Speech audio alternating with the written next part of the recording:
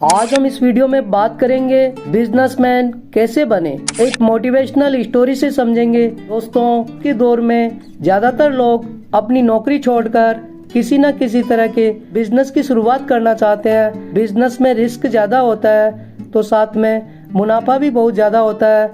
किसी भी बिजनेस को शुरू करना और उस बिजनेस को सफल बनाना, ये दोनों अलग अलग बातें हैं। बिजनेस शुरू करना आसान है लेकिन उससे पैसे कमाना बहुत मुश्किल है।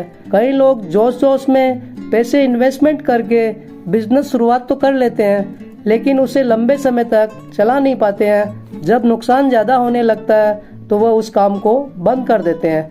बिजनेस को चलाने के लिए और एक सफल बिजनेसमैन बनाने के लिए हमें मेहनत, नॉलेज और सही मार्केटिंग की जरूरत होती है। दोस्तों, वीडियो की शुरुआत करने से पहले अगर आप हमारे चैनल पर नए आए हैं तो इस वीडियो को लाइक और चैनल को सब्सक्राइब जरूर करें, जिससे हमारे को मोटिवेशन मिलता रहता है। सफल बिजनेसमैन कैसे बने। दोस्तों, ये कहानी है शहर के एक कपड़ा फैक्ट्री मालिक की है जिसका नाम राजेश है। राजेश के पास कई सारी गारमेंट्स फैक्ट्रियां थी जिनमें वह खुद हार्ड वर्क करके काम करता था। साथ में बहुत सारे वर्कर भी रखे हुए थे और इम्पोर्टेड मशीनें भी थी जिससे अच्छा प्रोडक्शन होता था। मार्केट में माल बेचकर अच्छा मुनाफा होता था। धीरे धीरे राजेश शहर का बहुत धनी व्यक्ति बन गया था। खुद घर में रहकर आराम करने लगा। राजेश ने फैक्ट्रियों का सारा काम दूसरों को सौंप दिया। फैक्ट्री में क्या बन रहा है, कौन सा माल तैयार हो रहा है, इन सब पर उसने ध्यान देना छोड़ दिया। शुरुआत में सब कुछ ठीक रहा। कारीगरों ने भी अच्छा काम किया। ज्यादा कारीगर होने से माल भी ज्यादा तैयार होने लगा। लेकिन कुछ समय के बाद कारीगरों ने अपनी मनमानी शुरू कर दी। वह न तो माल को समय पर तैयार कर देते थे न स्टिच सही करते थे, जिससे सभी फैक्ट्रियों में प्रोडक्शन धीरे धीरे कम होने लगा। राजेश उनसे पूछता था कि माल पूरा तैयार क्यों नहीं हो रहा है तो कारीगर यही बहाना लगा देते थे कि लाइट पूरा नहीं आता है, मशीनें खराब हो रखी है। धीरे धीरे राजेश की एक एक फैक्ट्रियों में काम कम होने लगा। राजेश ने सोचा कि अब फैक्ट्रियों में कुछ नहीं रखा है। वह फैक्ट्री भी जाना बहुत कम कर दिया। एक दिन गांव से एक व्यक्ति आया था जिसका नाम श्याम था। श्याम को फैक्ट्री लगाने के लिए कुछ जगह चाहिए थी तो किसी ने उसे राजेश के बारे में बताया। श्याम राजेश के पास गया और बोला, आपके कुछ फैक्ट्रियां बंद पड़ी है, वह मुझे दे दीजिए। उसके बदले में मैं आपको हर साल पैसा देता रहूंगा। राजेश उसकी बात को मान गया क्योंकि उसको अपनी फैक्ट्रियों से कुछ फायदा तो नहीं हो रहा था। उसने अपनी 2 फैक्ट्रियां श्याम को दे दी। श्याम ने राजेश की फैक्ट्रियों में फैब्रिकेशन पर माल बनाना शुरू कर दिया। श्याम बहुत मेहनती था। वह बाहर से कारीगर लाकर माल बनाना शुरू कर दिया। खुद भी सारे दिन उनके साथ काम में लगा रहता था।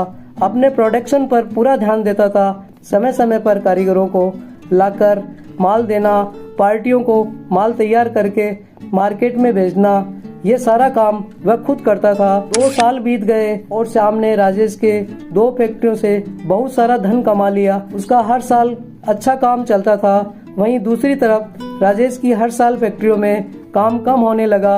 राजेश पर लोगों का कर्ज हो गया।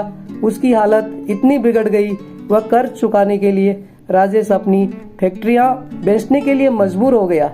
ये बात श्याम को पता चली तो वह राजेश के पास आया और उससे बोला, मुझे फैक्ट्रियां चलाने के लिए दे दीजिए।